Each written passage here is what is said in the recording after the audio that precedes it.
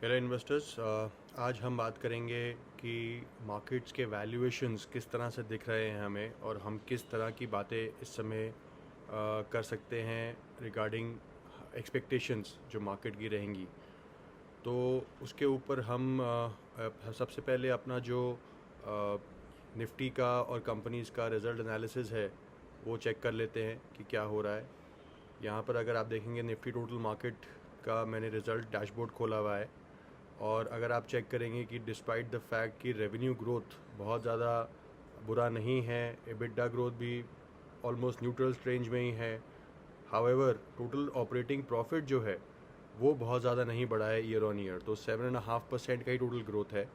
अगर हम इसको टोटल मार्केट को ब्रेक डाउन करेंगे, निफ्टी 50 का देखते हैं अगर हम, तो निफ्टी 50 की जो 50 कंपनीज़ हैं उसमें भी अगर आप देखेंगे तो रेवेन्यू ग्रोथ और टोटल एबिटा ग्रोथ को ज़्यादा बुरी नहीं है, लेकिन ऑपरेटिंग प्रॉफिट बहुत ज़्यादा नहीं बढ़ रहा है।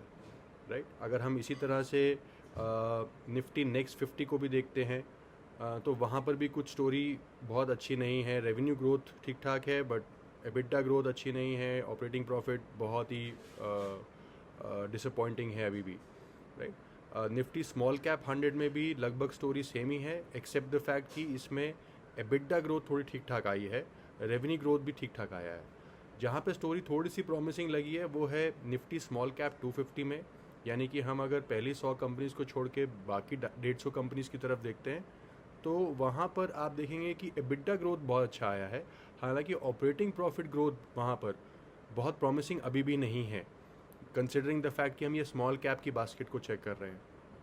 तो हमारा मानना ये है कि in terms of valuations market बहुत ज़्यादा एक्सपेंसिव ना दिखे, चाहे इस समय अगर हम पी रेशियोज़ को देखेंगे या लेट्स से हम निफ्टी 50 का पी रेशियो चार्ट देखते हैं, तो आप अगर देखेंगे यहाँ पर कि लास्ट 5 साल का जो पी रेशियो है ऑन एन एवरेज, अगर हम ये कोविड की एब्रेशंस को हटा देते हैं, लेट्स से जो मार्च 2020 से लेके सितंबर 2021 तक का जो पीरियड है उसमें ईपीएस जो है, ये जो ईपीएस लाइन आप देख रहे हैं ग्रीन कलर की, ये काफ़ी ज़्यादा वेरी करी थी उस टाइम पे 1.5 ईयर्स में। अगर हम उसको हटा देते हैं तो लेट्स से हम अगर 2019 से अभी तक का एवरेज देखते हैं तो हम लगभग उसी एवरेज के बीच में चल रहे हैं। अभी इस समय हमारा जो निफ्टी का पी है वो 20-21 की रेंज से लेके 23-24 की रेंज में होवर कर रहा है। राइट, तो बहुत ज़्यादा एक्सपेंसिव उस तरह से नहीं दिखेगा, लेकिन अगर आप ये रिजल्ट्स देखते हैं और अगर हम बात करते हैं लेट्स से मार्केट कैपिटलाइजेशन, जो इस समय हमारी इंडिया की मार्केट कैपिटलाइजेशन है वर्सेस जीडीपी, वो एज ऑफ मे 140% पे पहुंच गई है। ये 15 साल का हाई है। हमने लास्ट 2007 में देखा था इससे ज़्यादा का हाई, दिसंबर 2007 में आई थिंक, तब उस समय 146% था। और उसके बाद हमें याद है कि 2008 में क्या हुआ। ऑफ कोर्स करेक्शन तो 2008 के बिगनिंग से ही शुरू हो गया था, but September onwards global financial crisis की वजह से काफ़ी जगह पे वो इम्पैक्ट हमारी हमारी स्टॉक मार्केट में बहुत ज़्यादा आया।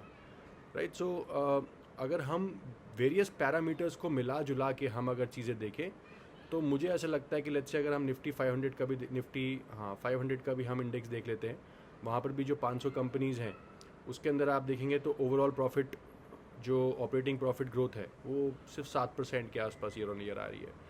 तो कंसिडरिंग द फैक्ट कि निफ्टी में जो अभी और स्मॉल कैप में मिड कैप में जो रैली हमने देखी है, स्पेशली मिड कैप में, मतलब हम नियर लाइफ हाई पे दोबारा से ट्रेड कर रहे हैं। अगर हम वीकली चार्ट देख रहे हैं, डेली चार्ट देख रहे हैं, तो हम नियर लाइफ हाई पे हैं ऑलरेडी यहाँ पर।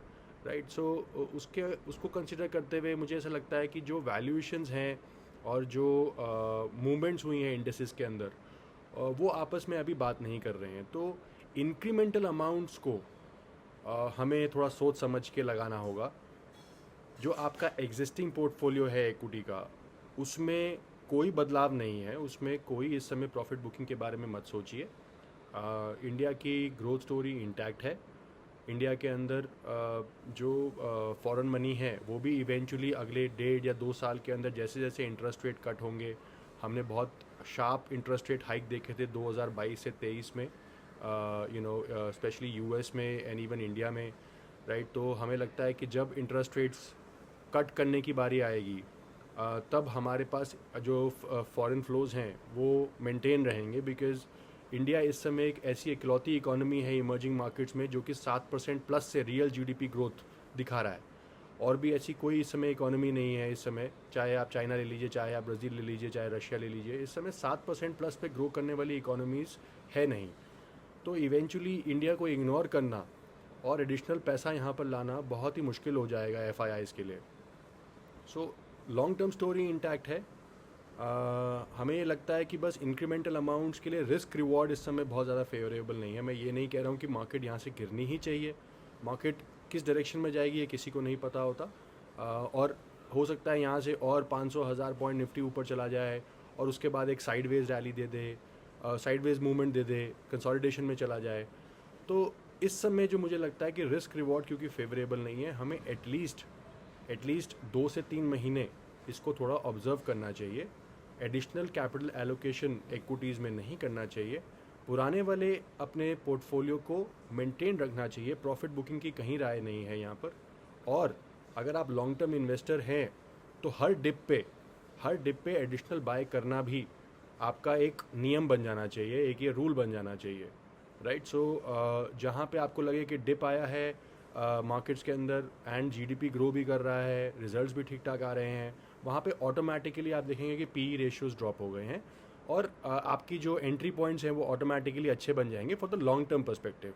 वो 2, 4, 6 महीने में आप शायद गलत साबित हो सकते हैं, लेकिन लॉन्ग टर्म में आप कभी गलत साबित नहीं होंगे अगर उस तरह से इन्वेस्टिंग करते रहेंगे।